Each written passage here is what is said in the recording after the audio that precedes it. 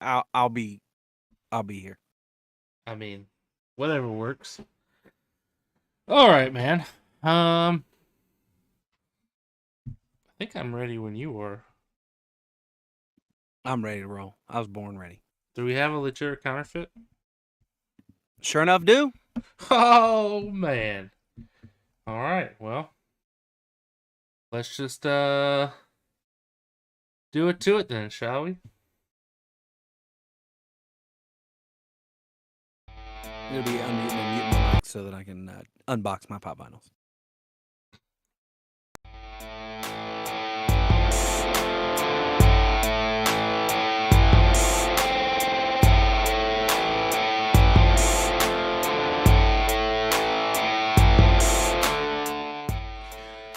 What a wild and crazy ending to what should have been a fantastic weekend of football. I don't think there's much left to say that hasn't already been said, except for obviously our thoughts and prayers are with Damar Hamilton and his family. Damar Hamlin. Damar Hamlin, thank you. Damar Hamlin and his family. What's going on, everybody? Welcome to another episode of Booth Review. I am your host, Devin Primrose, joined by my brother from another mother, Mr. Blake Ivy. What's going on, man? Not much, man. I'm gonna be while we're recording this. So if you're watching on YouTube, you'll get to see this, and I'll show them off as I do it. But I got 5 new pop vinyls for Christmas, and so I'm gonna be unboxing them and putting them on my shelf behind me. If you just listen to the podcast, let me tell you, I have got a dope collection of pop vinyls. If I say so myself, I probably have, I don't know, over 30, I would think. I need a new like shelf thing. I got to figure out. I'm too crowded back here. I've got to figure out another organization solution. But I'm a nerd. I love things nerdy. I've got probably my biggest collections of pop vinyls are Marvel. That's probably the one biggest. Star Wars is second biggest. And then I've got just assorted Disney. The one I'm about to unbox right now is a spoiler alert for Mandalorian. Go watch Mandalorian. Just do it. It's the best thing Star Wars has done ever. I will boldly say that. So anyway, I know that's a little bit of a tangent, but yeah, I'm good, man. How about you? How you been? I'm good, man. Listen, New Year's Eve, New Year's Day, great football. January 2nd, more great football, leading up Amazing to what football. should have been a very good Monday Night Football game. But yeah, we'll get to that. I mean, we got lucky with some fantastic playoff games in college football. I think this was the best iteration of that so far. I think they've been doing it for like 8 years now, 9 years, and this is by far, hands down, the best set of playoff games. Easily. Both, I mean, you had both going down to the wire. Yeah, both that were like almost overtime games. Yep. Fantastic. And I couldn't have picked better outcomes. Yeah. This was exactly what I wanted to happen. Loved it. Loved every second of it. Yeah, fantastic games. It's not that I don't think that either me or you are intentionally Big Ten haters. Like, I think we would be fine with seeing Big Ten teams succeed outside of Ohio State. But it just seems like they get so much love and hype, and continually every single opportunity they get to put on a show, they can't do it. And that's not like, don't get me wrong, they absolutely played their hearts out in those 2 games. They gave it a good run, but yeah, I think we're both very happy to see the Big Ten falter again, just because that's what they do. Yeah, I think if anything, just like I love the TCU underdog story. For sure, yes. Yes. Max Duggan is the penultimate underdog to go along right with TCU. It was just super fun to watch them just obliterate Michigan for so long of that game. They had such a big lead, and then Michigan, kind of reestablished themselves and almost pulled it off. But TCU, I loved the underdog story. I don't have anything against Michigan to like root against them. I was more just rooting for TCU. And then obviously I was rooting against Ohio State because like that's Maddie said while we were watching the game. She's like, of all the people that you could lose to, Ohio State is the worst. Oh, like, hands down. they're like the Yankees of college football. That Yep. they just too much confidence for not enough return. Like you're not It's like living in the past. yeah. It's like being if you want to claim your team is the best, come on to the SEC. Come to the SEC. Let's see some real football. Like the loss, I think that losing to South Carolina. I said this in the Discord. Losing to South Carolina would have been more acceptable than losing to Ohio State. Also because Ohio State fans are The the worst. worst. The worst. If you're an Ohio State fan and you're listening, you are the worst. So, it's like I don't really care if we lose Ohio State listeners. That's fine. They probably turned it off when they found out how much we don't think Justin Fields is good. So, um, anyway, Yeah. all that great football this weekend. Yes, you're correct in the college football. I mean, realm. even on Sunday, we had a handful of big comebacks, a handful of teams putting on a show to keep their playoff hopes alive. Week 18 is going to get interesting, and it's definitely been made more interesting with what happened Monday night. If you, for whatever reason, have been living under a rock for the last 24 hours, about 10 minutes into that game, I don't even think maybe 10 minutes had gone by in that game. Cornerback for the Bills, Damar Hamlin, makes what looked like a routine tackle of T. Higgins, and about 5 to 10 seconds after standing up, collapsed onto the field. It was later found out that he suffered cardiac arrest. They had to do CPR for a handful of minutes on the field there, and it was just a very jarring scene. I do have an update on him as of right now.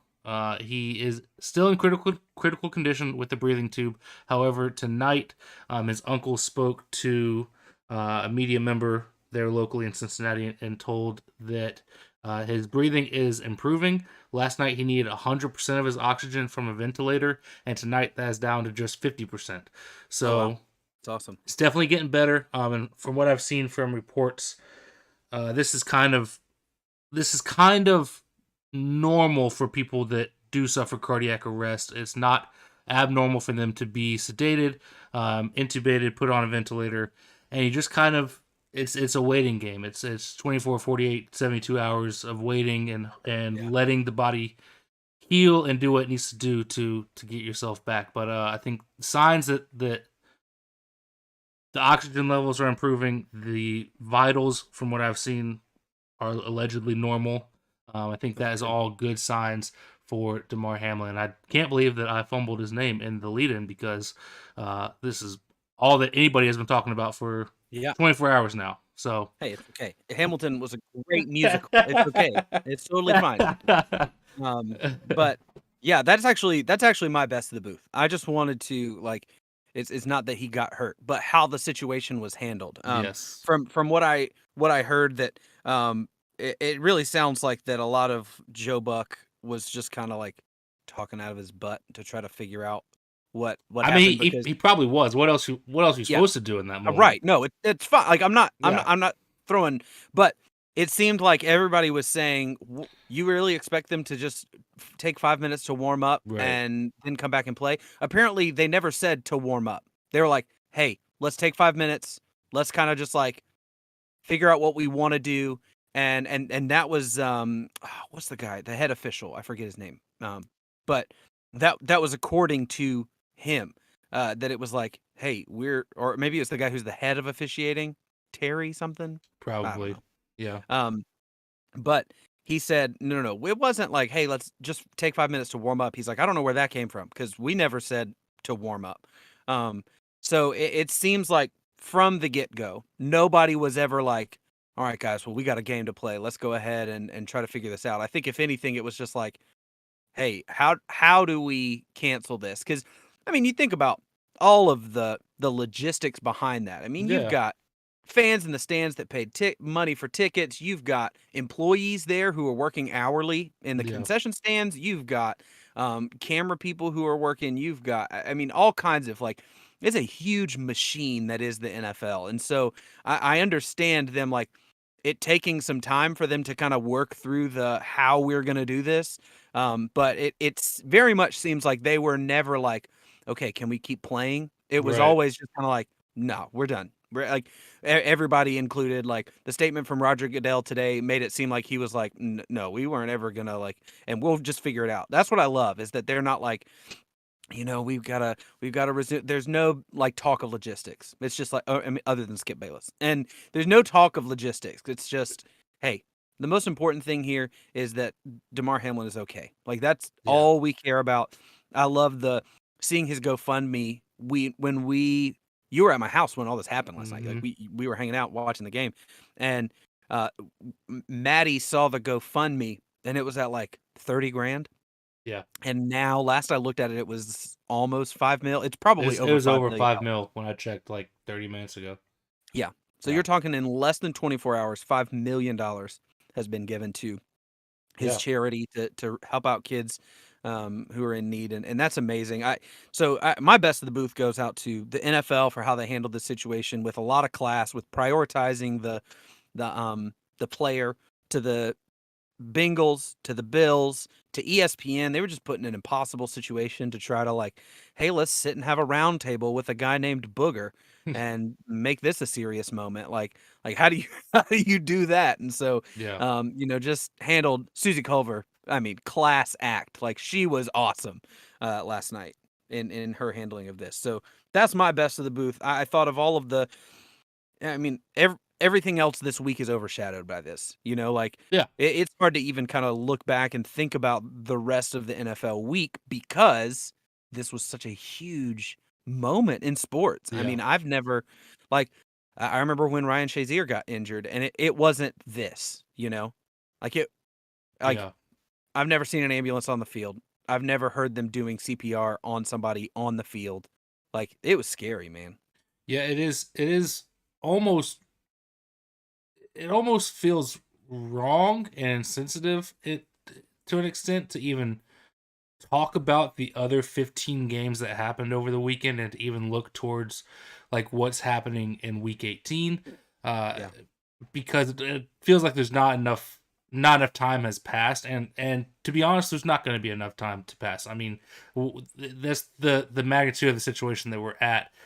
Week 18 is going to feel weird. I'm sure there's still going to be a shadow lingering Yeah. over it when it gets here on Saturday, but that's the nature of the sport that we're in, and I think that everything was, like you said, handled incredibly well. I think I saw a report that within like 15 seconds of him hitting the floor, there was medical staff around him, um, Wow.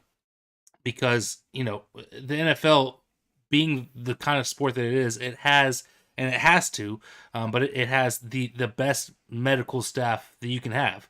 Um, I saw multiple doctors saying that if you're going to go into cardiac arrest, this is the best possible place to do it, because you have a multitude of medical staff on both sides of the field, from both teams. So yeah, hats off to everybody that did a fantastic job covering what is a crazy and tragic event. Yeah, I think ESPN handled it with a ton of class. All of their reporters not not focusing on football or the game at all, because all of that is irrelevant. Um, And I do appreciate that Skip Bayless in his tweet that everybody was angry about. He did say he was like, all of this seems irrelevant now. yeah, He's like, this is an important game, sure. There's going to be a lot of logistics to work out, but none of it seems important because like yeah, there's this kid, like he's yeah, 24 years old, man. Like yeah. that's Second year in the just league. yeah, Second year in the wow. league. So Um, yeah, yeah, and I saw somebody mention that the possible reason why it took so long to announce a cancellation of the game or a postponement of the game, um, it could have been possible they did that for the ambulance. Because if you sit there and you say right when everything is happening, "Hey, we're going to go ahead and postpone this game," yeah, everybody's going to get out the stands and leave. that's And a good if point. if you if you ever been to a pro sports game, leaving is not easy to do. It takes a lot of time, and so you don't want to clog the parking lot with traffic when you have an ambulance trying to get out of there. So Yeah, I'm with you. Hats off to the entire crew. It is going to be interesting to see how they do logistically handle this, though. Um, Yeah. I don't think there's a good way to do it. If it's me, I say cancel the game. It is what it is. Effectively give both teams a tie, Yeah. because Or just give them both nothing. Like, I don't know if that's or that doable. sure Like, sure because there's no, like when COVID was happening, there was ways of moving games around. yeah. And certainly this late in the season, I don't remember any games getting moved around. But at this point, you're a week and a half away from playoffs, and it'd be crazy to sit here and try and tell those two teams, hey, you have to fit in 2 games in the next 10 days, and then probably go play a third game, at least one of y'all. And I don't see how you can realistically do that. There is, from what I've seen, the idea floated out there of them pushing the entire playoffs back a week, and then getting rid of that Pro Bowl bye week and just moving the Pro Bowl to the week after. But I still think there's too many moving parts to have to figure out that I don't see a way to do it. So it's Yeah. me, Roger. If you're listening, just cancel it. Just He's a big fan. call it null and void, or give them both a tie. Whatever you gotta do. But it's crazy that event like that happens in that kind of game, because both those teams are in playoff, like pushing for the 1 seed, and that's a big game for it. So I don't want to be making those decisions. That's for sure.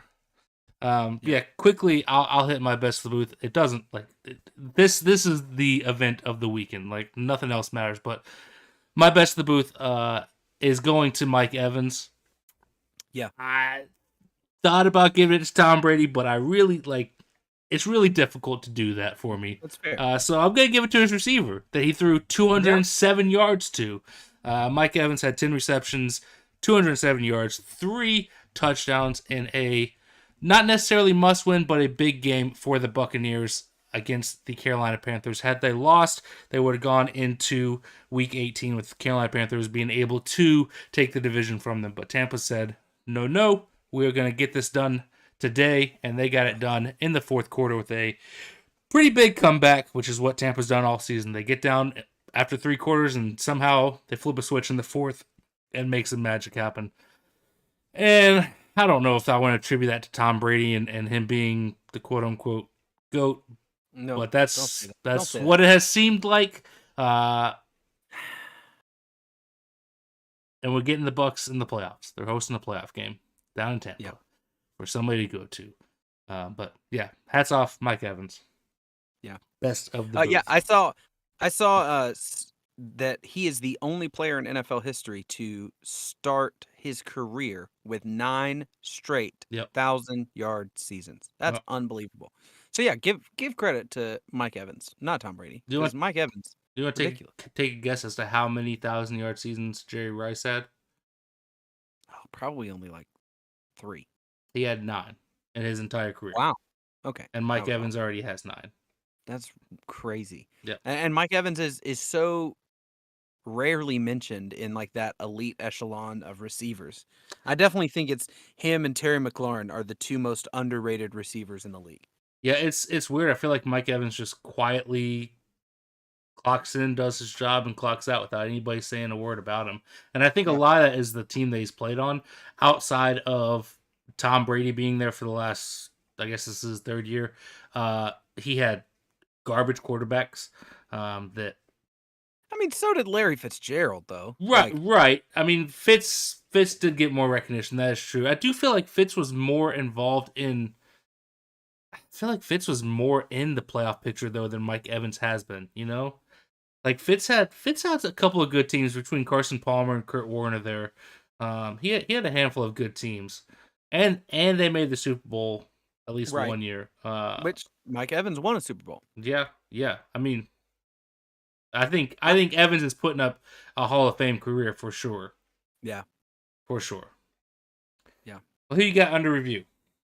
Under review, Ron Rivera. Riverboat Ron. Why does this guy get a nickname that's not like Dumpster Fire Uh, Ron Rivera? Like, what an idiot! Like, I love to torch coaches on this show. It's one of my favorite pastimes. I love to talk about defense. I love to torch coaches. Today, we're torching. We started. I feel like we were pretty on the forefront of the Fire Frank Reich train, right? Like, 100%, yeah. I think that was And Matt Rule. We were Matt calling Rule for Matt Rule last year. last Yes. year. Nathaniel Hackett. I think Done. like week Yep. 2, we were Yep. like, get him out of there. So next on the chopping block because we know front offices, they love our podcast. That's why they put it up every week. They're like, hey, booth review. Like they say it, they put it on the scoreboard. They're like, hey, booth review, go listen. So Ron Rivera, first off, he benches Taylor Heineke, who had led that team to what, like winning 6 out of 7 games or something ridiculous. I want to say he went 5-2-1 as their starter. I'm not 100% on that. Let's see. We'll do a quick. I could do a quick look at that. It was a lot more than Carson Wentz. I can tell you that though. Yeah. So far this season, Carson Wentz was 5-3. I'm sorry. Taylor Heineke was 5-3-1. Yeah. I mean, that's not bad. That's a winning record. Literally the quarterback that put you in a playoff push anyways. Yes. Like Carson Wentz went down and you got better. Mm-hmm. Carson Wentz this year is 2-5. Mm-hmm. So I just don't understand why you bench the guy who won you 5 of 9 games. Mm-hmm. Like, why did you bench that guy? And for a Prince Harry lookalike that you're like, hey, this guy, he looks like he could be married to Meghan Markle, so let's start him at quarterback. And then that this idiot who has been a head coach for decades. I mean, I know he was the head coach in Carolina when Cam Newton was there. Mm-hmm. And before that, he had a coaching job too, right? Possibly. I know it's been at least a decade plus at this point. Yeah. So between those two teams. And then after the game, a reporter who, not a football coach, a reporter says, hey, knowing that this game eliminated you from the playoffs, blah, blah, blah. And he says, wait, we're eliminated from the playoffs? How did you... What an idiot! How do you not know you're a head coach? Like, it is of everybody on that team. Yeah. Your job is to know what situation you're in. Situational football. Like, you gotta be able to call plays in the right situations. Well, you gotta know what situation your team is in. So why do you bench the only quarterback on your roster with a winning record this year for Carson Wentz? And then all of this not knowing that you had to win this game to stay alive in the playoff hunt. It's just beyond idiotic, completely inept. And again, I'm saying all this knowing I couldn't do what Ron Rivera. I mean, maybe I could do what Ron Rivera does because you might be able to. Doesn't do anything. I've also never won a Super Bowl. So I just, it's hard. He's under review. I'll just wrap it all up. He's under review for being an idiot, not understanding that his team was potentially going to continue, keep their playoff hopes alive. Yeah. And benched the only quarterback who has had success in that uniform in the last 2 years. Yeah. I mean, Heineke was coming off arguably his best game of the season against San Francisco. I know that it didn't necessarily look that way, but the game against San Francisco, he had his highest completion percentage, 72.2%. He had his highest passer rating at 114.6. Those were both highs on the season. And it's San Francisco. Like, what do you like? San Francisco is the best defense in the league. What do you expect for the kid to do? Heineke did go 0-2-1 over his last 3. the game against San Francisco and the 2 games against the Giants before that. So you could make an argument maybe teams are starting to figure him out. Maybe you throw Carson Wentz out there, try and get a spark going. But at halftime, when that spark ain't there, like, you should make that switch back, and Yeah. and you should know that this is every game at this point is a must-win game. Every single Yeah. game, you are not assured of anything. So why would you not play as if your life is on the line? And go out there and coach, just do better. Like Yeah. make better decisions. I don't. I'll be shocked if he's the head coach next year. Shocked. Like, he's not on the hot seat. He's on the outs. Like, kick him to the curb. He's never won a Super Bowl. Yeah. He lost it with Cam Newton, and then Cam Newton, the wheels fell off. Who knows what happened there? Yeah. Completely mismanaged this quarterback situation here in Washington for the Washington Pigmen, as we saw their new mascot. Yeah. Pigman. It's just such a weird situation, and I've felt like all along that Ron Rivera never truly trusted Taylor Heineke. I felt like he kept Taylor Heineke in there because of the way the guys seemed to play around him, and as soon as that changed just the tiniest bit, he was real quick to make the change. And I don't understand why, because Carson Wentz showed you nothing in those first 6 games to warrant him being the guy. Yeah, it's just such a weird situation. For my under review, I'm gonna go over to another pretty important game. This is a game in which the Packers needed to win, and the Vikings needed to win to keep pace with the Philadelphia Eagles for that 1 seed. Luckily, Philly did them a favor and lost on Sunday. But so did Minnesota, because Kirk Cousins stunk it up. He had a big game Kirk moment, went 18 of 31, which is 58%, which is pretty terrible in the NFL. 205 yards, 1 touchdown, 3 picks, and a fumble lost. So 4 turnovers created by old Kirk Cousins all by himself. I do want to give credit to the Green Bay defense. They completely shut down Justin Jefferson. Justin Jefferson had 1 catch.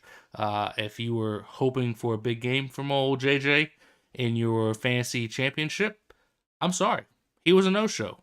And I think some of that is due to the great play by Jair Alexander and just the Green Bay defense in general, completely shutting down that passing game, keeping Kirk Cousins to minimal damage. He could do nothing on Sunday. So for that, Kirk Cousins in a very big, meaningful game for you guys. You're under review. Under review. There you go. Yeah, terrible. I mean, you can't, like, I don't know. It kind of gets into, it lends nicely into legit or counterfeit, because Oh boy. I agree Kirk Cousins did not play well. Mhm. But this Packers defense is starting to look Mhm. pretty scary. Mhm. So I want to ask you the question. Mhm. Are the Green Bay Packers legit or counterfeit? I will say Over the oh last 7 man. weeks, they're 5-2. Yeah. Their 2 losses coming against the Tennessee Titans and the Eagles, which, I mean, the Eagles game, it was a 1-score game. They lost by 7. The I want to Titans game, say they did lose by 10, I but want to say that was the last win for the Titans too. Um yeah. I want to say legit, but I've wanted to say legit all season. Uh Special teams play over the last couple weeks has been huge. Kashawn Nixon in the return game has been an absolute force. And this is what we kind of hope to see out of our special teams whenever I say our. This old habits. This is what we kind of hope to see out of Green Bay special teams whenever they hired Rich Bisaccia coming over from Las Vegas, and then the defense has stepped up and played up to its talent level for half the season. They played terribly, and they're finally showing what they are actually made of. The offense still isn't clicking on all cylinders. The offense did not have a great day on Sunday. They didn't have a bad day, but it was not a Aaron Rodgers 300-yard 4-touchdown type performance. It was a like barely 200 yards, if that, one touchdown. I think Aaron Jones might have had 100 yards on the ground. So, it's not your typical Green Bay offense, and they really haven't been spectacular for most of the season. They've had flashes here and there.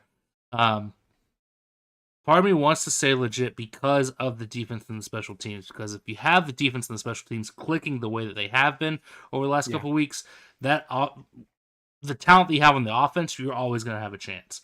And that team can make life difficult for anybody when the defense and the special teams are clicking. But I don't feel like I can fully trust them. I still feel like they're going to let you down. And I don't want to say, I feel like,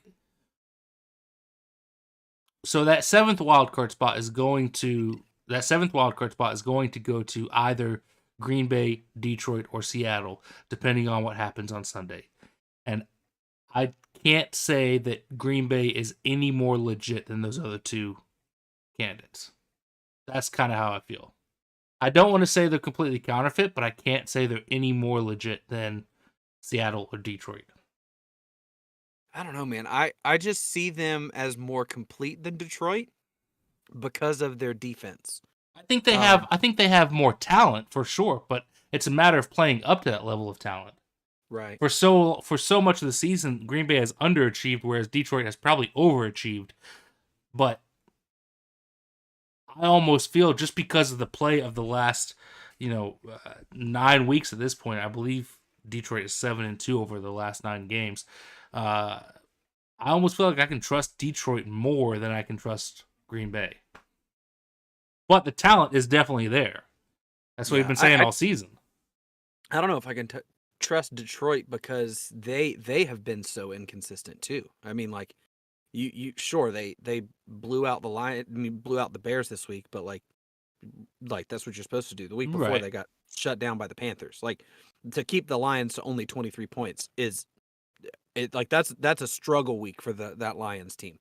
And to allow the Panthers to score over 30 is right, but that's really the one fluky game out of their last 9. Like, outside of that, the Lions have looked very good. You look at what they did against the Bills on Thanksgiving, that was their other loss over the last 9 games. So I feel like they're just as good as this Green Bay team. Yeah, Green Bay's wins this year have been over Chicago, Tampa, New England. That was a 3-win-in-a-row stretch to start off the season after a loss to the Vikings. That was an overtime win over New England with their second-string quarterback. Yeah, that's also true. And then they lost to the Giants, the Jets, the Commies, the Bills, and the Lions there for a 5-game skid. That's when you fell off the wagon. And then they had pop vinyls are falling down behind me. Then they had the overtime win against the Cowboys, and then lost to the Titans and Eagles. And then they've beaten the Bears, which is a great way to get back. They beat the Rams, not impressive. They beat the Dolphins. Is that impressive? I don't know.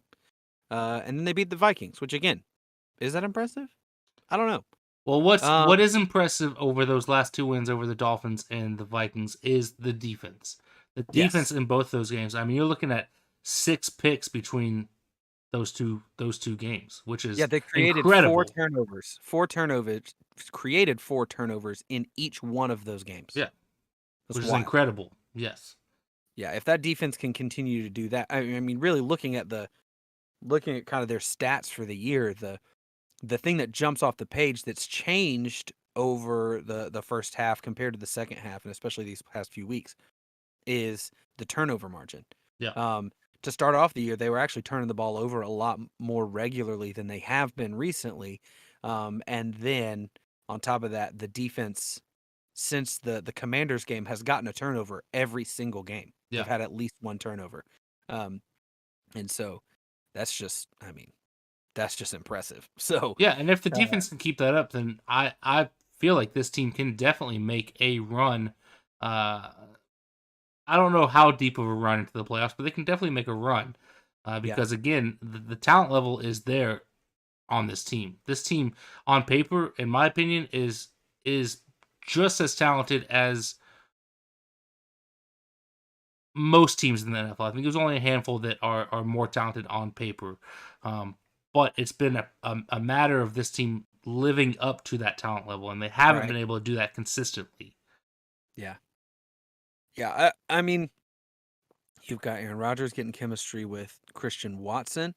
And Romeo Doubs. That's huge for him. Yeah.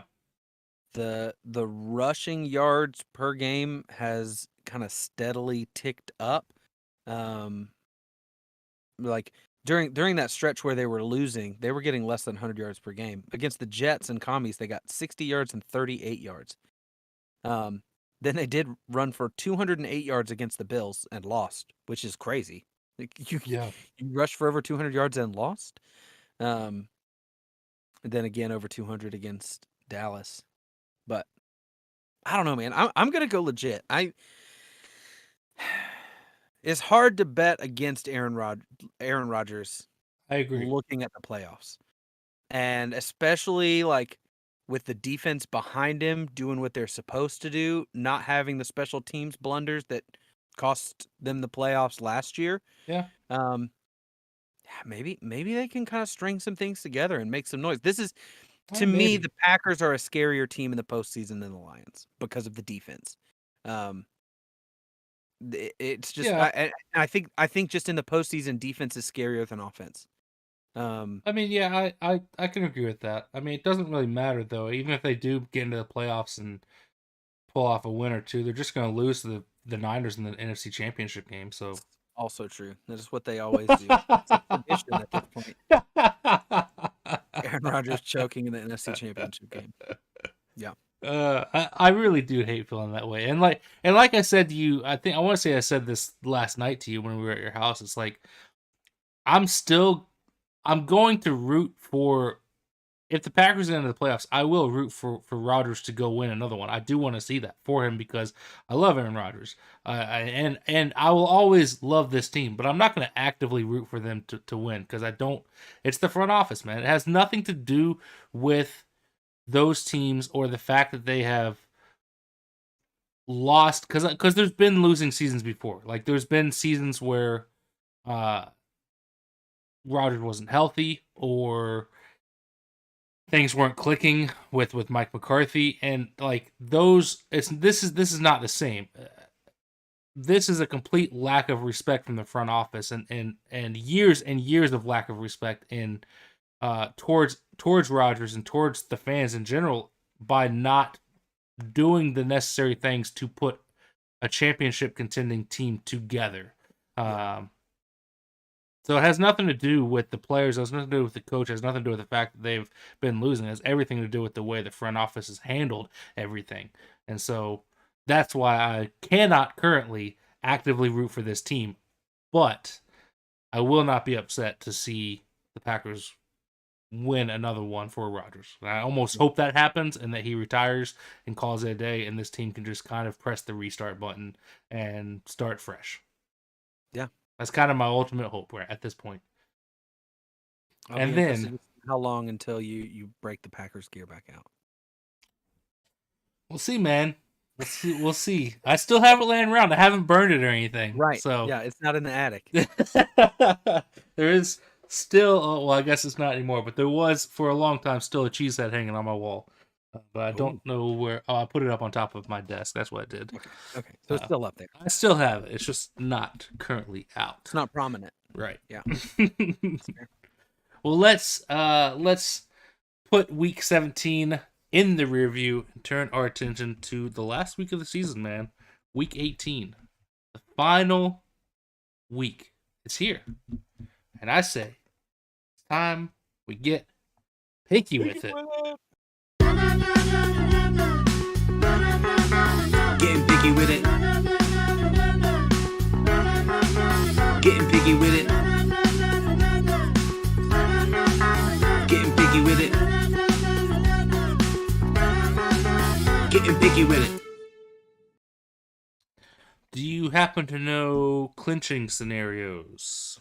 I know that I'm clinching right now. That is more information than I needed. I didn't plan to say that. It was just there. Okay, so essentially what I'm going to do at this point is I'm just going to talk about who's still alive because it's just the list is shorter now. Yeah, it's not many. This week we have, I think, maybe the most exciting game on the schedule. The Jacksonville Jaguars against the Tennessee Titans, playing for the division title and playoff spot. Loser eliminated, winner gets in. So you've got they're still alive. The Patriots are still alive. Dolphins are still alive. Steelers are still alive. Everybody else in the AFC is either clinched or out. So far, clinched is Kansas City, Buffalo, Cincinnati, the Chargers, and the Ravens have all clinched their spot, punched their ticket to the playoffs. So you've got just that divisional winner in the AFC South to go, and then that one last wild card spot. And the 1 seed, which we don't know how they're going to do because we're still waiting on word of how the league is going to handle the Bills-Bengals game. But that's the only big thing left over there. Yeah, and then over in the NFC, we've got the Eagles have clinched the playoffs. They still technically have not clinched their division. They have to win. Yeah, they have to win on Sunday against the Giants and potentially without Jalen. That's crazy. You've got the 49ers, Vikings, and somehow the Tampa Bay Buccaneers have all clinched up their divisions and are locked in at that.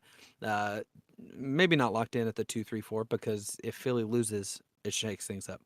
Yeah, it does. And then eliminated, we have Commies, Saints, Panthers, Falcons, Rams, Cardinals, Bears. So the only team still alive is Seahawks, Lions, Packers. Yep.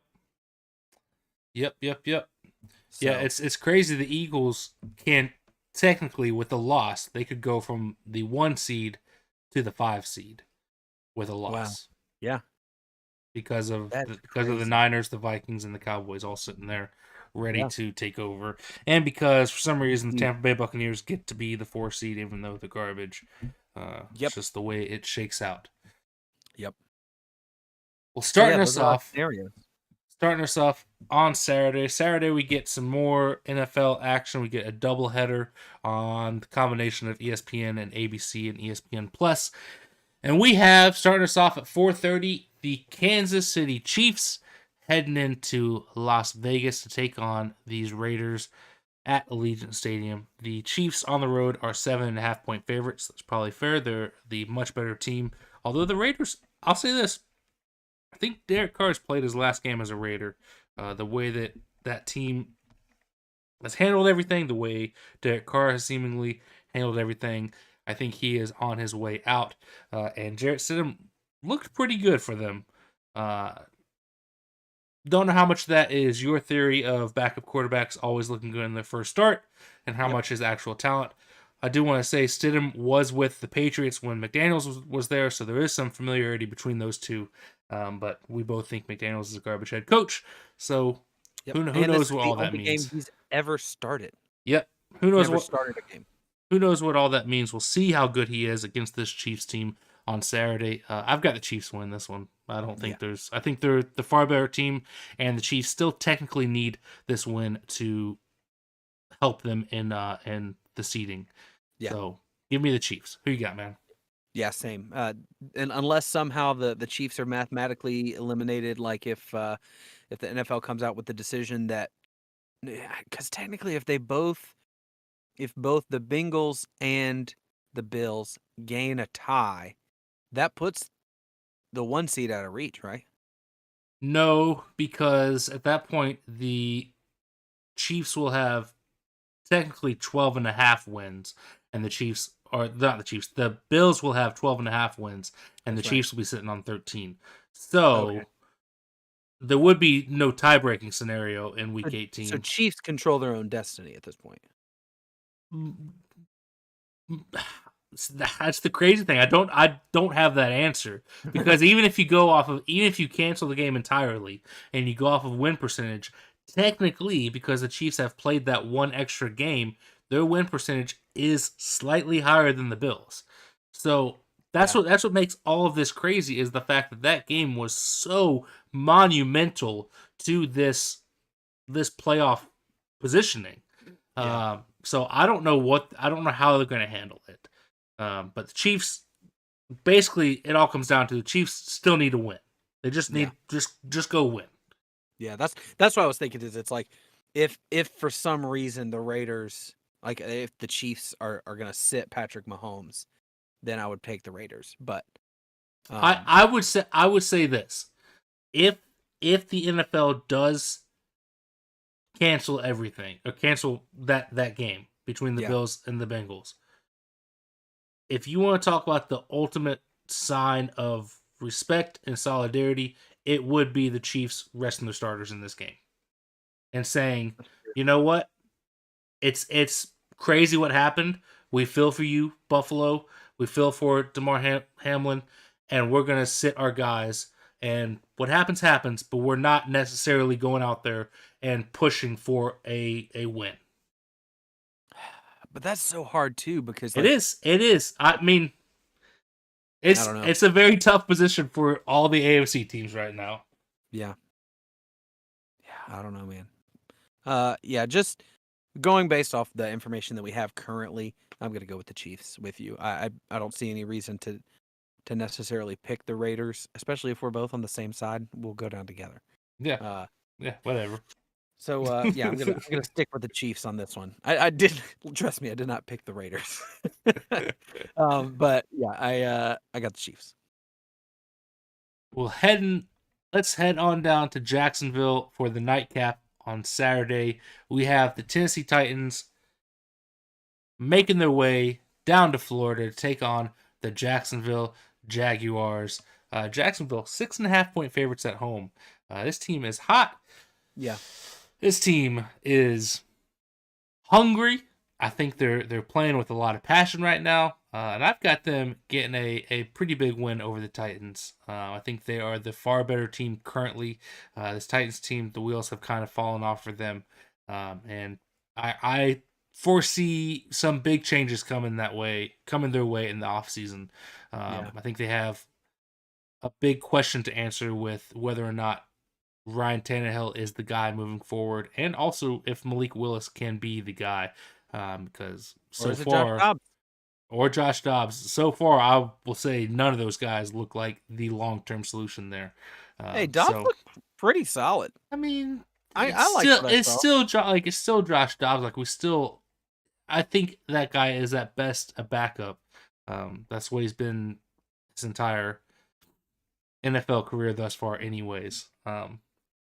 But I've got Jacksonville winning. Who you got, man? I didn't realize Josh Dobbs had been in the league for 4 years. Yeah, That's crazy. he's been around for a minute. Yeah, He was he's up good. in Pittsburgh for a second. Yeah, that's right. Um, sorry, that was just a sideways rant. Yeah, I'm with you. The Jags are hot right now, and the Titans have gone ice cold. I mean, they look terrible. Yep. I mean, and part of that is you lose Ryan Tannehill, who is the only competent quarterback on your roster, um, and that's gonna sting. So, um, but I mean, their defense has been bad. Derrick Henry has been lackluster by his own standards, you know. Um, Yeah. and the Jags look like they're stringing some things together. The Doug Peterson hire is looking great right now, especially if you can get them into the playoffs after a rough start, kind of filling in the potholes left by Urban Meyer. I think that Yeah. Doug Peterson's done great. So I'll be rooting for the Jags in this game. I would love to see the Jags in the playoffs. I remember the last time the Jags were in the playoffs, they had Blake Bortles. They were uh, they were cruising against who was it? Was it the Patriots? The Patriots. That they were, and it was like, come on, man! Like I was rooting so hard for those Jags. Uh, but anyway, I'll be happy to see them back in the playoffs for such a poverty franchise to be kind of rising back up. So go Yeah, Jags. Duval. yeah, I'm with you. I am with you. Let's head on over to Sunday, starting us off at 1 p.m. over on Fox. We have Tampa Bay Buccaneers making the way up to Atlanta to take on the Falcons in essentially a meaningless game. The Falcons are 4.5 point favorites at home. Only reason I can figure they would be favorites at this point is that the Bucks are resting guys, which would make sense Yeah. because there's nothing left to play for them. They can't adjust their seating at all, and for that reason, I'm going with the Falcons. Why not? Yeah. Finish the season on a high note. Go out there and show us something, Desmond Ritter. Keep making those forward steps. Yeah. Who you got, man? Yeah, I'm looking at even just the ticket prices. The ticket prices went from Mm-hmm. I think $58 last week before this game. I looked at the tickets, and now they're down to $32, which tells me Tom ain't playing. Yeah, If Tom Brady ain't playing, Bucks ain't winning. yeah. Um, so, but if they do, that I would love for I don't know who their backup is, but to come in and look great and just be like, wait a second. Um, but anyway, I've got the Falcons in this one with you. I think the Falcons are playing for pride, and the Bucks are just kind of coasting on their C average to get into the playoffs. Um, which would be hilarious for the Bucks to get into the playoffs with a losing record, Yeah, be 8-9 in the playoffs. yeah. Just, but Tyler Algier has 900 rushing yards on the year. He just needs a 100-yard game on Sunday, and he'll break 1,000 as a rookie. Um, and then I like you asked me last week about Desmond Ritter and watching him a little more closely this week. I like the kid, man. I think that this team has so many more holes on this team that it's like I would rather draft a in the trenches, draft an edge rusher, draft an offensive lineman in that first round draft pick rather than taking a risk on a CJ Stroud or um, Bryce Young because it's like I don't think the gap between Ritter and them is going to be huge. Now, obviously, those guys could be turn out to be Hall of Famers, Right. um, but I mean I think what we've seen from Ritter so far is very similar to what we've seen from Kenny Pickett, minus some mistakes. Like he doesn't have an interception, but he also doesn't have a touchdown. So, um, not a whole lot has been put on his shoulders quite yet. But I like what I've seen from him. He's got some good awareness. He's got good balance. He made this play last week where it's like, how did you not get sacked?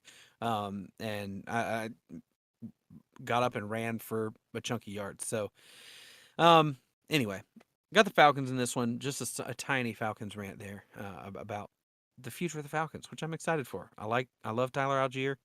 Like what I've seen from Desmond Ritter so far. Yeah, yeah, yeah. I'm with you, man. I'm with you. Let's head on up to Buffalo, where we have the New England Patriots facing the Buffalo Bills. This is actually a pretty big game in the early window on Sunday. Buffalo are 7.5 point favorites. However, New England controls their own destiny. If they win this game, they're in the playoffs as that 7 seed. If they lose, they got to have 3 other teams lose to get them in. Um, that's a lot on the line for the Patriots against a very, very good Buffalo Bills team. We will see how Buffalo plays on Sunday, given the events that took place this week. It'll be interesting to see how guys look after everything. I would imagine that there's going to be a little bit of a different feel to this Buffalo team on Sunday. Don't know if it's going to be good or bad. I would hope that it would be good. I'm hopeful that Buffalo takes this and runs with it and says, "Hey, let's go do this for DeMar. Let's go get this done for him." Yeah. Instead of letting it affect them negatively. But that was a crazy scene on Monday night. So we'll see what Yeah. happens. Patriots, big game for them. Big game for them. But I have the Bills beating them because I think the Bills are the far better team. Who you got, man? Yeah, same. I think that the Bills are a better team. It's weird to me, just side note here, that this game is slated for 1 o'clock on CBS, but the Bengals game is still TBD. Like they don't have a set day or Yeah. time yet. Well, part of that was because I think they were waiting for the results of the Bills matchup to figure out where they wanted to place the Bengals Ravens game. And Mm, technically, at this point, because if the Bengals had won on Monday night against the Bills, then that game would mean nothing. right. The Ravens could not. I mean, outside of potential seeding, the Yeah. Ravens could not win the division. The Bengals would have won the division, um, and the Bengals would have had to beat the Ravens to keep That's up right. with seeding. But outside of that, would have meant nothing. However, now that we still don't know what's going to happen, that game has all kinds of implications because if the Ravens win, then they are tied with the Bengals, and things get interesting. Yeah. But we'll get to that That's fine. game. Who you got in Yeah. this one? Sorry. In this one, I've got the Bills. I do. It's like this is it gets back to the humanity side that we started off the show talking about. Is Yes. I don't know how they go out and play this game. Like I don't know. Yeah. It, you're less than a week removed of watching that happen, and you almost wonder how that's going to affect their performance. Is it going to be this kind of like, you know, PTSD thing where like you Yeah. just keep like you're almost like somebody, if you've ever been in a car crash, you know what it's like to kind of get back in the car the next time someone slams on their brakes. It freaks you out because you're like, oh, like you have this flashback to your car wreck. And so I wonder how much of the Bills on Sunday are going to be feeling that. And I mean, I hate it for them. Again, it's that human element that, it just makes it, even just picking this game feels weird because it's like, I don't Yeah. know, man. Like I feel bad that they have to go back out and play. Like, Yeah. yeah. So I'm gonna go with the Bills. I do think that they're a better team, but you know, I I think they're gonna have a hard time. It's gonna be an emotional game for sure. Yeah, and it's one of those things that like injuries are a part of this sport. Like Yeah. we all know that. We as fans see them. Unfortunately, we see them more than we would like to. But this is not like your typical average injury. Yeah. A kid was literally on the verge of death and still could be still in critical condition. Um, that's not a typical NFL injury. And that's what makes the situation so different. So it is going to be interesting to see how the Bills handle that and see if they can attempt to compartmentalize that and go out there Mm, and handle business on Sunday. It's going to be, I do not envy those players in that situation nope. at all. Yeah. Um, yeah, yeah. Well, let's move over to Chicago, where we have the Minnesota Vikings heading into town to take on the Chicago Bears. On the road, Minnesota are 6-point favorites, and they still need to win. They're still alive for the 1 seed. Um, a win keeps them in it with the Eagles and the Niners fighting for the 1 seed in the NFC. Uh, on the road, Minnesota 6-point favorites. I've got them winning. I don't see anything to root for with this Bears team. They look lifeless. They can do basically nothing. Who you got, man? Yeah, especially with the Vikings still like vying for that 1 seed, like it's still within reach. Yeah. If things go awry. So yeah, this Bears team looks as bad as we expected them to be. Everybody talks about Justin Fields and how great he looks, but it's like, they've only got 3 wins, right? Like they still terrible. What Like name me really, another great quarterback that had a what 3-win season. what really annoys me is all these people talking about, well, this front office just has to go get Justin Fields weapons. Like they have to go get him weapons, and like to an extent, okay, sure, but Cole Kmet's not a bum at a tight end. Oh, Darnell Chase Mooney's not a bum. Chase Claypool, who they traded for, isn't a Yep. bum at wide receiver. I like if you didn't want him, if you didn't want to waste a second round pick on him, I gladly would have with Green Bay. Again, I'm still Yep. still saying ownership The of that we, team. man. It's the Uh, we. but like Darnell Mooney is a solid. I think he's been injured, but he's still a Yeah. solid wide receiver. Like there's weapons there. Equinemius St. Brown is a solid, decent, wide receiver 2, wide receiver 3. Like there are Yeah. guys there, and Justin Fields still looks like he does in the passing game. Electric runner for sure, but the passing game is lacking. And I do think some of that is probably on the offensive line. I think the offensive line could be better, but I also think some of it is the fact that he is not a great passer and he relies too much on his legs. We'll see what happens moving forward. Yeah. But yeah, give me the Vikings in this one. Yeah, same. I don't know if I said that, but I think me talking about how bad the Bears are pretty much, Yeah. you could have picked up on that. Yeah. Yeah. Next year is the make or break year for Justin Fields though. You can't go 3 years looking like you have looked. You have to make some noticeable progress in the passing game. Be a runner all you want, but you gotta. This is the NFL. If you're playing quarterback, you have to be able to pass the ball. And like he has, I will, to his credit, he has gotten better at throwing the ball. Now this week, 33% completion, terrible, like awful Against the Lions. Against the Lions. But the week before that, against Buffalo, 65%. Week before that, against Philly, 66%. Week before that, against the Green Bay defense, which we've touted as recently been pretty good, 80%. Week before that, against Atlanta, 66%. Week before that, against Detroit, 60%.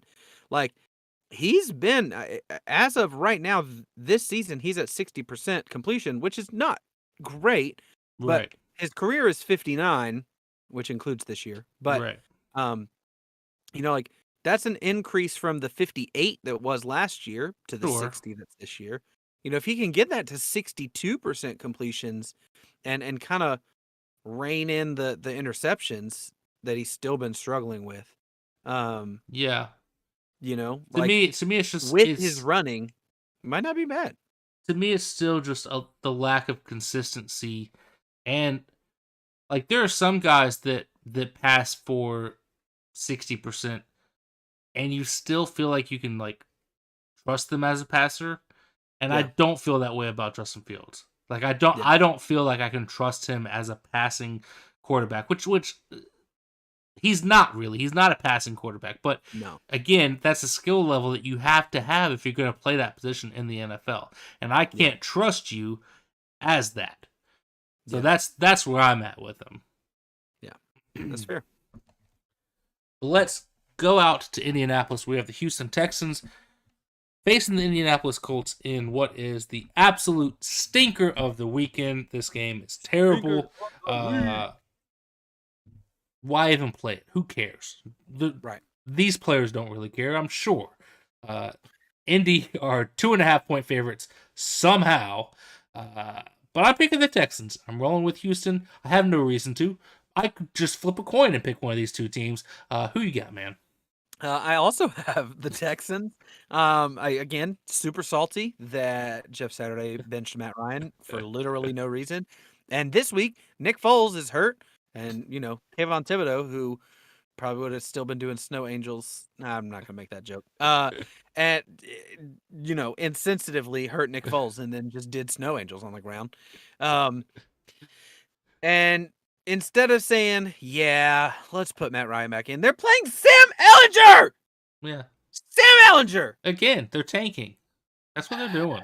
It's the only logical explanation. They're trying to get Bryce Young or CJ Stroud. It's the only logical explanation. So I've got the Texans winning this one. It doesn't even change their draft stock. I think they're locked for number 1. Mm-hmm. Right? They are. So they get the number 1 pick regardless. So hey, go finish out with a win, guys. Why not? Why not do it? Well, actually, now that I'm looking at it, I think the Bears could technically still have. If the Bears lose on Sunday and the Texans win, the Bears will have the number 1 pick. Because the Texans will have a half game better record because of the tie with the Colts in week 1. Yep. And but also if you think about it, if you're the Texans, the Bears aren't going to take a quarterback. So you still get to take your pick of allegedly they won't. That fan base would be livid. if they take a quarterback. But Just saying. We all know what if you, happened to Josh Rosen. if you ask us, Bears Nation, you should take a quarterback because it's not settled right now. Take a I mean, quarterback. I'm And I'm use some of I'm that to fine. I'm fine because of the electric running that Justin Fields brings to the table. I'm That's true. fine. I'm fine with you using that pick on defense, Yeah. shoring up your defense, and go out and get some offensive line help in the offseason. Yeah. And really go into next season with a good team for the most part. Probably still have holes on the defensive side, but a good team, Yeah. at least on the offensive side, around Justin Fields. And then you can truly evaluate what you have in year 3. You would hope by year 3 the guys made a lot of progressions. In year 2, under Matt Eberflus as the head coach, I think that's the real make or break year, is year 3. Yeah. If you ain't got it after year 3, then go get a quarterback. But this year, Kick him to the curb. yeah, this year you ain't got to worry about it. Yeah. Did you say? Oh, you have the Colts or the Texans in this one, right? Yes. Yeah. Yes, I do. Yeah, both got the same team. So let's go on down to Miami. We've got the New York Jets trying to fly their way down there to face the Miami Dolphins. This Jets team, things changed quickly for them. Could have gone out there and gotten a nice win over the Seahawks on Sunday, but decided not to. And now they are out of it. They're eliminated. They have no shot at the playoffs. This team was the talk of the town at one point. And kind of similarly with the Dolphins have let their season slip away too. They were absolutely one of the top teams in the NFL at one point in the season, and then things spiraled downhill quickly. The Dolphins have to win this game to maintain a shot at the playoffs. If they win and the Patriots lose, I believe the Dolphins are the next one in. I'm not 100% sure of that, but I believe that's the pecking order currently. However, the Dolphins are probably without Tua. Oof. Teddy got hurt in this game. And so they're on their third string quarterback. They're a mess right now. And because of that, I'm going with the Jets. And I also have some reasons for that. The team I kind of want to see get in, I need the Dolphins to lose. So, selfishly, I'm rooting against the Dolphins. I'm picking the Jets. Go show me what you got, Jets. Go get a win to close out your season. Currently, the line is even. There is no favorite because who knows what's going to happen. Who you got, man? Are we for sure Tua is out? I don't know if it's for sure, but that is the last thing I saw. Let me check the injury report real quick. Because I just status is doubtful. Okay. Yeah, I had the Dolphins picked, but I'm not betting on them without Tua. I mean, he is that team. Teddy Bridgewater concerned. Teddy Bridgewater is questionable. Mike McDaniel said Monday that Bridgewater has a dislocated pinky. Ugh. So even healthy, more like Teddy Dogwater. Yeah. Insert cricket sounds. Yeah, and I mean the also, White Lightning fizzled out last week, but also for what it's worth, Xavier Howard, star cornerback, questionable. Eric Fisher and Teron Armstead, both star tackles, questionable. Bradley Chubb, linebacker, questionable. Yeah. Yeah, give me the Jets. Yeah, the White Lightning was not too electric last week. But more like white static. That's what it was. It's just some white noise. I feel like the Jets are going to be eyeballing a quarterback in this year's draft. That's what I feel like. They should be, but they either will be, or they'll be looking at Derek Carr coming over to town, which I'd be okay with that. Derek Carr, I think is a better quarterback than he gets credit for. So, Derek Carr is as good as his offensive line. That's who Derek Carr is. Just like Jared Goff, as good as his offensive line. That's the fair. That's fair. But Jared Goff's been perfectly fine in Detroit for them. So if you because get they've got a really good offensive line. right, what I'm saying is if you get Jared Goff in Detroit level play out of Derek Carr in New York, that's a playoff team Yeah, that's fair. easily. Because that Yeah. that defense is super good. It's only going to get better, you would think. And the offensive weapons that are there around Derek Carr, yeah. I mean, I'm here for that. If I'm the Bears, I trade the Jets Justin Fields for their first round pick and maybe a second round pick. And then you take CJ Stroud or Bryce Young. Honestly, either one of those are fine to me. Uh, Yeah. and the Bears are better off, and the Jets, maybe you're better off. Yeah. Who knows? That's a win-win if I've ever heard it. Let me call some front offices. Let me run some Madden trades for y'all. It's definitely intriguing. That's for sure. Yeah. Yeah. Let's go on down to Narland, where we have the Carolina Panthers heading into town to take on the New Orleans Saints. And again, what is a completely meaningless game because the Panthers crapped away a shot at winning the division title So sad. to Tom Brady and the Buccaneers. So this game means nothing. Neither one of these teams are in the playoff hunt. Both these teams are probably looking at like around a 10th through 12th pick because of their record. Well, the Saints don't have their first round pick. Of course they don't. Why would they? And if you're in town for whatever reason in New Orleans, why would you be? But they pay you to go to the game. if you are, I mean, basically the tickets are as low as $7. So if you feel like seeing a terrible NFL game, Ugh. there you go. $7 gets you in. New Orleans are 3.5-point favorites. I have the Panthers in this game because I think they're the better team, and I want to see the Panthers kind of close out their season on a high note. It's a shame what happened on Sunday, but I feel like this team is kind of getting themselves in a good spot. I don't know if Sam Darnold is the guy going into next year. He's certainly looked pretty decent the last couple of weeks. He is a guy. He is a guy, and I again, I like the way this team has fought for Steve Wilks as the interim head coach, and I think that Wilks has earned himself a head coaching job for the next season there. So you finish out the season with a win against. It's a meaningless game against the Saints, but you finish out the season with a win in this game. You've certainly got something to take into the front office to say, look what I've done with this team. You know, Yeah. I think he could be the guy. Moving forward there. So I've got Carolina. Who you got, man? Also have Carolina, who Sam Darnold, who is better than any of the quarterbacks that the Jets currently have on their roster, which is hilarious. Yeah. So yeah, give me the Panthers. Again, it's me. Why would I pick the Saints? Yeah. Yeah. And I kind of like this Panthers team. So give me the Panthers in this one. Fair.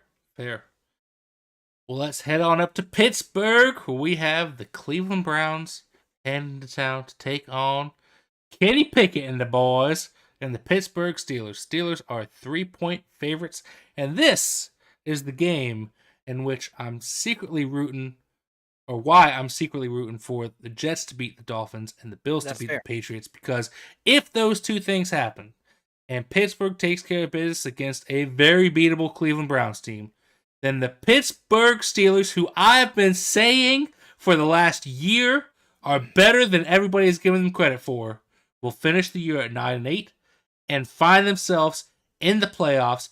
They went into, I believe it was last week, they went into the weekend with a 2% chance of making the playoffs because of everything that had to go their way. And thus far, everything has gone their way, and they keep winning games. And this is another winnable game, and I'm pulling for the Steelers. I don't know what has happened to me. I don't know why I, for some reason, becoming a Pittsburgh fan and why I'm on the Kenny Pickett bandwagon. But here I am. I'm here. I like Mike Tomlin. Let's go, Pittsburgh. Let's get the job done and get yourself a playoff spot. Who you got, man? Surprised that there wasn't a we statement in there. Like we can do. It's close. Like, it was close. You almost did. Yeah, I'm for the same reason. Actually, I'm going with the Steelers because the odds are Mike Tomlin has never had a losing season. Never.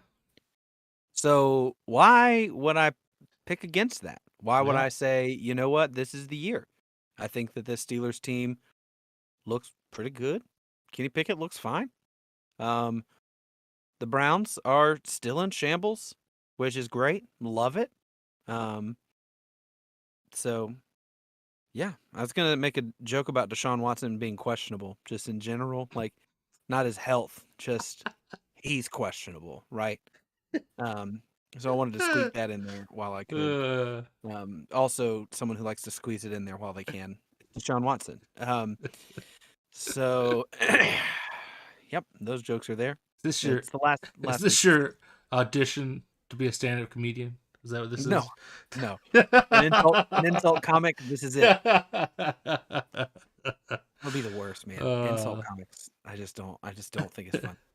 I But feel like this Steelers team they're fun, man. They're yeah, like it's the same reason why I like the Jaguar storyline, why I like the Lions narrative. Like this it's like these are teams that people looked over and like probably blue collar. probably for good reason that they got looked over, but they're hard working, they're going out, they're putting up fights in every game and they're getting some wins strung together. And Yeah, I think the Steelers, if matched up with the right team and things are clicking, could cause some problems. yeah. Just based off where they're playing. So T.J. Watt being on the field, yeah, you can lose the game yeah, because of T.J. Watt. yeah. And So Pickett and Pickens have been fun. yeah, Najee Harris is starting to look better. I mean, we kind of thought maybe this guy is going to be a bust earlier in the season, but he's starting to get things yeah, clicking. Pat Fryermuth is looking like a solid tight end. Like, let's go, man. It's a fun Pittsburgh team. it is. It is.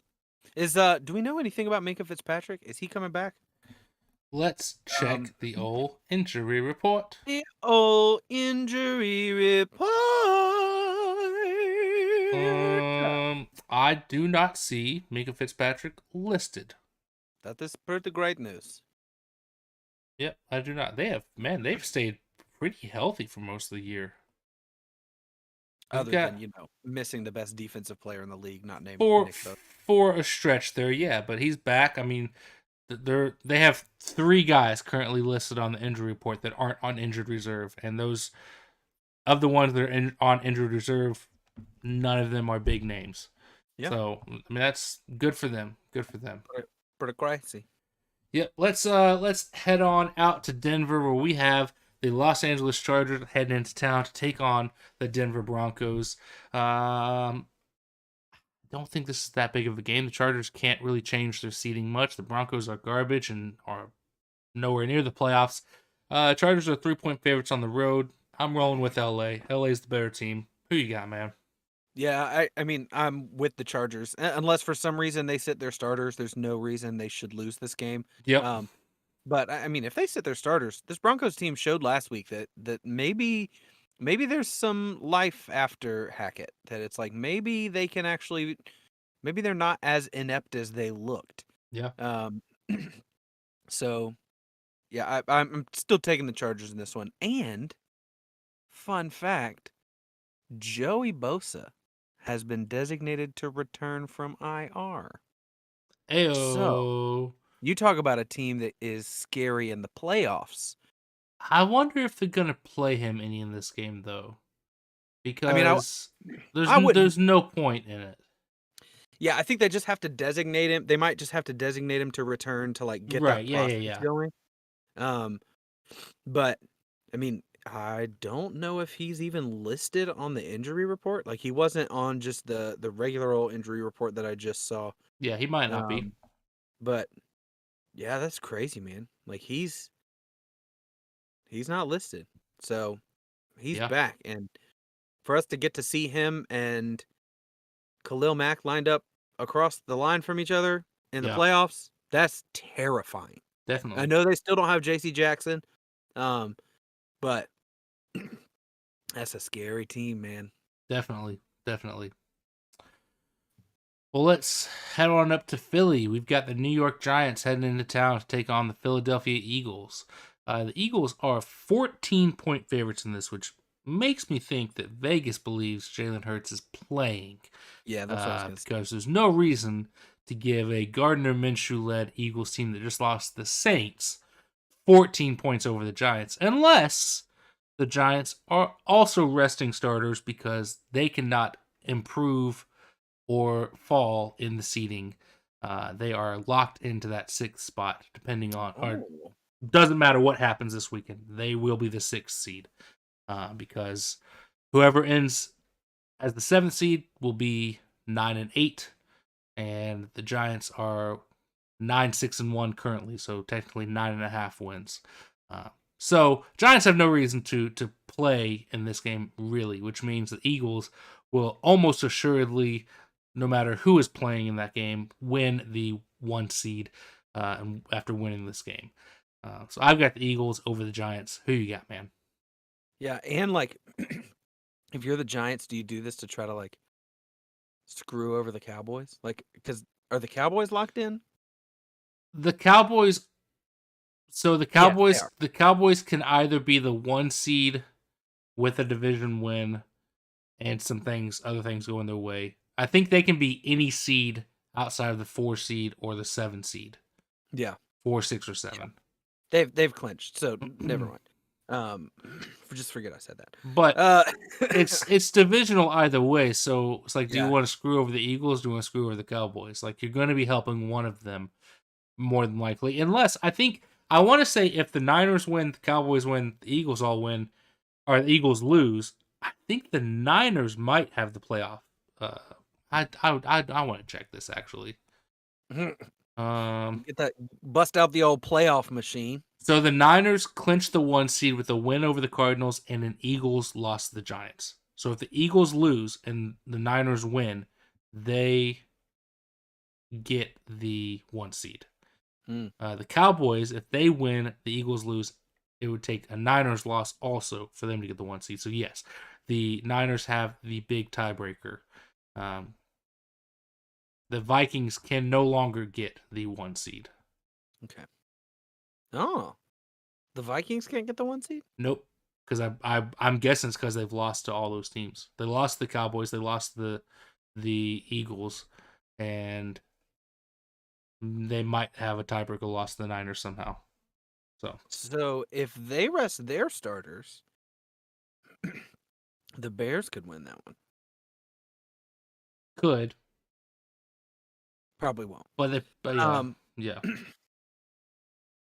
Yeah. I'm gonna go with the Eagles. I have it written down, and Yeah. I'm gonna stick with it. If Vegas has them up by 14, then they know something we don't. So True. I'm gonna roll with Vegas on that one. True. Well, let's head on out to Santa Clara, California, where we have the Arizona Cardinals facing those aforementioned San Francisco 49ers. And guess what? We have another 14-point line. The 49ers are favored by 14 points over the Cardinals, which makes sense because the Cardinals have nothing and are playing for a top 5 draft pick. And the Niners have everything still to play for. So I would bet the Niners will not be resting guys. They will be trying to get that 1 seed, trying to get that bye week. And that's why I've got the Niners over the Cardinals. Who you got, man? Same. I'm also rocking with the Niners. I don't think we've disagreed on anything. I don't think we have either. Which makes sense. Like, all of these are kind of, yeah, like, other than the fact that we both picked the Texans over the Colts, which is a little surprising. Yeah. But yeah, okay. Well, I mean, I'm not going to change the Cardinals just because we disagree. We agree on every game. I'm not an idiot. Yeah. All right. Well, let's head on up to Seattle.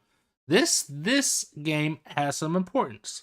We have the Los Angeles Rams heading on up to Seattle to take on the Seattle Seahawks. The Seahawks are still alive. They need a win and a Packers loss in order to get in. If the Seahawks win, the Detroit Lions are eliminated because of an earlier matchup in which Seattle beat them by 3 points in a crazy 48-45 game. I want to say that was like week 3 or week 4. So a Seahawks win is needed for Seattle to stay alive. A loss, they're out. A win, they need the Packers to lose. At home, they are 6.5-point favorites. And because I want that Sunday night football game to be for all the marbles in that 7th wildcard spot, I'm picking Baker and the boys to get the job done over Seattle. It probably ain't gonna happen, but that's what I want to happen. So give me LA. Who you got, man? That's fair. Yeah, I think for that reason I probably will also be rooting for the Rams, but Picking the like Seahawks. I'm Yeah. picking the Seahawks. I Yeah. think that the Seahawks are, they had their missteps. They picked it back up this week, found a way to beat Yeah. get a win this week. So yeah, give me the Seahawks again. And it's a team that I would like to see in the playoffs. That's a pretty cool story Yeah. too. I mean, Um, Seattle's fun on the list on the ranking of those 3 potential teams for the 7th seed. They are 3rd on my list of who I would like yeah, to see. So yeah. yeah, I will go with LA. I'm going with the Seahawks. I've got them. I don't think the Rams are good. Um, I'm with you we'll on see. that. We'll see. The Rams are also 1-6 on the road, so it's not looking good for LA. But let's go out to Washington D.C., where we have the Dallas Cowboys heading into town to take on the Washington Commanders, who pooped the bed last week, not knowing that they could be eliminated. Um, I I don't think there's anything this Commanders team has to play for at this point. Yeah. Cowboys can still win the NFC East. They can still win the 1 seed with a couple things going their way. So they need the win. I've got the Cowboys over the Commanders because I think it's a more important game for Dallas. Who you got, man? Yeah, same. I don't understand what the Commanders are doing in terms of Nobody does. anything. No. So give me the Cowboys in this one. I don't think the Commanders even know what they're doing at this point. Yeah. Clearly, Ron Rivera basically admitted to that. Yep. Yeah, Dallas 5.5-point favorites. If I didn't mention it, I could argue that could be closer to 10. Oh, yeah. And that brings us to the Bengals and Ravens game. The Baltimore Ravens heading out to Cincinnati to take on the Cincinnati Bengals. We do not know what time this will be played. It will be played at some point, allegedly, so we've been told. Yeah. There's no line currently because who knows when it's going to be played. But I've got Cincinnati Bengals getting the job done over Baltimore. I think they're the better team, and I like Cincy more. So, who you got, man? Yeah, I mean, similarly to what I said about the Bills earlier, about just like, how do you even go out there and play football after you saw Yeah, that happen? So on paper, from a purely football standpoint, I think the Bengals are the better team and should get the win. But it's just, are they able to mentally overcome and push through? This close to the finish line and this close to seeing that happen too. So, but I've got the Bengals in it. yep. And it all comes down to Sunday night football. Sunday night football, we have the bowl game of my heart. We'll say that. The Detroit Lions head into Lambeau, the frozen tundra, to take on my former beloved Green Bay Packers.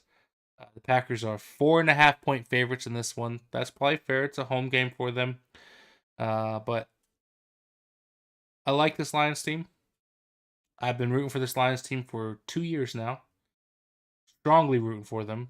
Yeah. I'm a big MCDC believer. Huge. I think this team has the goods to be competitive. They just got to have everything clicking at the right time. And for the last half of the season, for most of it, things have been clicking for them. And that's why I'm picking the Lions over the Packers. It's what I want to see. If Seattle wins on Sunday, this will be a moot point because the Lions win does nothing. But it's what I want to see. I want to see the Lions get back into the playoffs. I want the big cats to reign supreme in the NFC and the AFC with the Jags.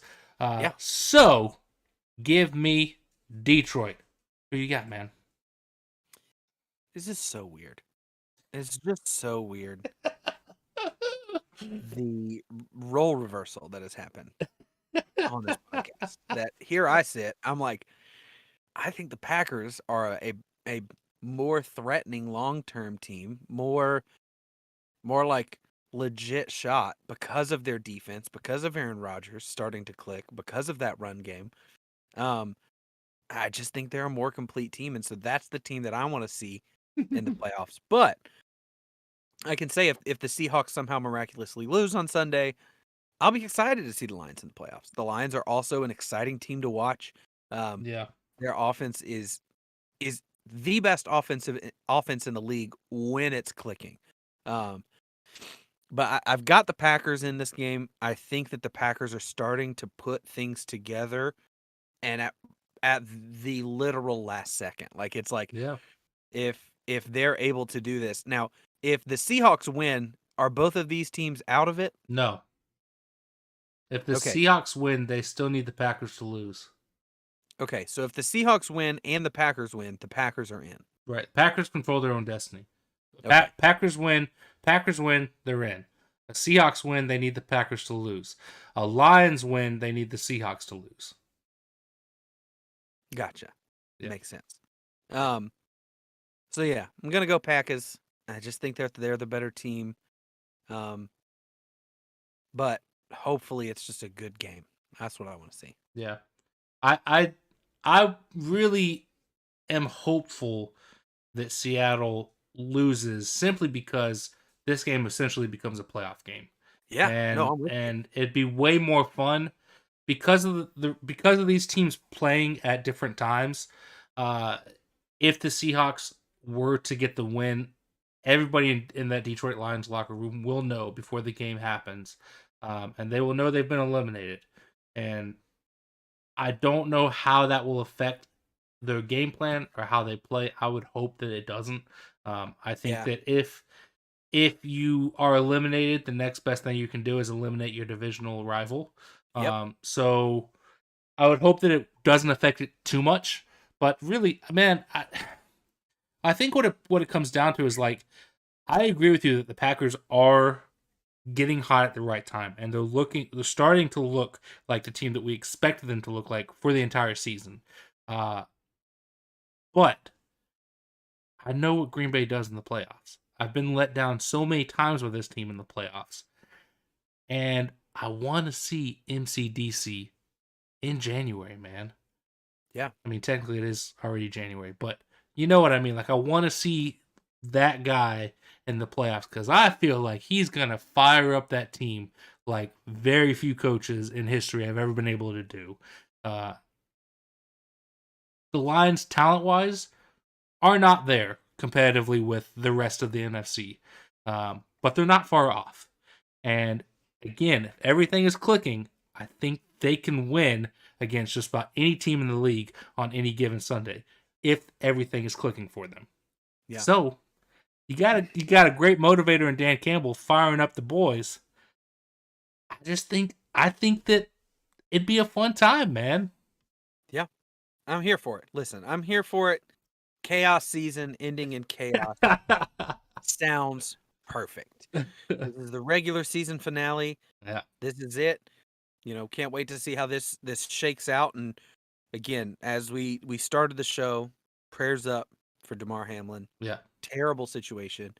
Um, hopefully this podcast is able to kind of, let you step back into the kind of the fakeness that is sports. Like Mhm. we escape into sports, and sometimes when the humanity leaks back in, it makes it even harder because it's like, man, I just don't even want to talk football because of how heavy things are. But Yeah. I mean, um, we all know, starting with the players, the coaches, the media, the fans. Like, we all know the risks that are associated with this game and this sport that we all love. yeah, But you never want to see it. You never want to see it. And this was those risks brought to light in the worst possible way. Um, yeah, so yeah, definitely prayers up for him, and hopefully by the time you are listening to this podcast, there is better news reported than what we have been able to give you thus far, yeah. being just over 24 hours since it all took place. Um, But yeah, I think we've got a pretty good week 18 on the horizon, and I'm excited, man. It's starting to getting into playoff season, so I'm excited, very Yeah. excited. But as always, we appreciate you listening to us in whatever fashion you are. If you're on YouTube, thanks for hanging out. Thanks for watching us. Go ahead and click that subscribe button and follow us. That way you're notified every time we go live. If you're listening on Spotify, Apple, Google, however you get your podcast, hey, thank you. We very much appreciate it. This has been just as much a pleasure for us to do it as it has been, hopefully, for you to listen to. So follow us on the social medias if you want. We use them occasionally, sometimes. Occasionally. We dabble. Yeah, we dabble in the socials, but definitely come hop into the Discord. That's where all the party is always going down. But as always, I think that's that. That's that.